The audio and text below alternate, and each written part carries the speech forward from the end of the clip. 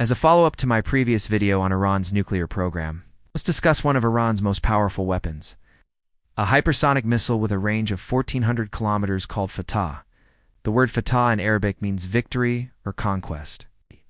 And Iran certainly believes that this new weapon will help them achieve it, if there is ever a war between Iran and Israel. But what makes the Fatah so special? What are its capabilities, and how big of a threat is it to the region? That's what we'll be discussing today. But before we continue, I just wanted to quickly ask you guys for a favor. As you probably noticed, the channel has been growing at a very fast pace over the past few months, which I'm very grateful for. But recently, YouTube has become a lot harsher with demonetizing more and more videos, including some of my videos. So if you still want to support the channel and you aren't already, consider supporting me through other means. The link to that is provided below. Thank you very much. So first of all, the main reason why Fatah is such a big deal is because it's Iran's first ever hypersonic missile. Hypersonic missiles are among the most advanced types of ballistic missiles out there.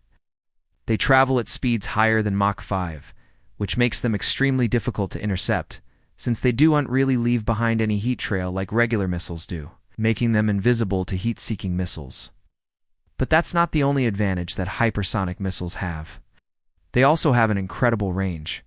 Their maneuverability is exceptional, especially at the end of their trajectory, where they perform a maneuver called boost glide, where the missile splits up into two parts. One part remains at high altitude and velocity, while the other part enters the atmosphere at a steep angle and follows a path similar to a gliding bomb, avoiding most air defense systems. Since this technique is relatively new, very few countries have developed missiles capable of doing this. These include Russia, China, North Korea, Australia, Japan, and the United States. Now, what makes the Fatah even more dangerous is its speed. It is said to be traveling at 15 times the speed of sound, which is about 15,000 kilometers per hour. To put that into perspective, an F-16 fighter jet is capable of reaching speeds of about 2,400 kilometers per hour. Another important thing about the Fatah missile is its range. We don't know the exact range of this missile, but based on official statements from Iran, it seems to be around 1,400 kilometers. Now, this doesn't mean that Iran is planning to use this missile to directly attack Tel Aviv or Jerusalem. Iran's population is roughly 85 million people, while Israel's is roughly 7 million. And it would never target the civilian population of Israel. However, it could potentially reach military bases in central Israel, such as those in the Negev desert, which house many of Israel's fighter jets and drones. Those same military bases would likely be targeted by Iran if there ever was a war. Moreover, another advantage of the Fatah is its ability to evade air defenses. According to some reports, it can perform boost glides, which allow the missile to maneuver and change directions quickly. This would make it harder for air defenses to track and intercept the missile, increasing the chances that it would hit its target. And on top of that, it can also reportedly maneuver in mid-flight, making it an even more difficult target to hit. It is also important to note that the Fatah is domestically built. No parts of this missile are imported from abroad. Everything from the rocket boosters to the guidance system to the warhead is made in Iran. In fact, even the engine, which is the most complicated part of the missile, is domestically built. This means that Iran does not have to rely on any other country to supply it with the parts it needs to build these missiles. And unlike other Iranian ballistic missiles, the Fatah is not sent into space. It is designed solely for military purposes, and it sends a very clear strategic message to the West and to Iran's other enemies in the region. If Iran is attacked, no matter where the attack comes from, whether it's from Israel, the US, or from any of their allies in the region, Iran will be able to respond, and it will hurt badly. It's a clear warning shot across the bow. But there is another reason why the Fatah is so important, which is that it sets the stage for Iran to develop even more advanced missiles in the future.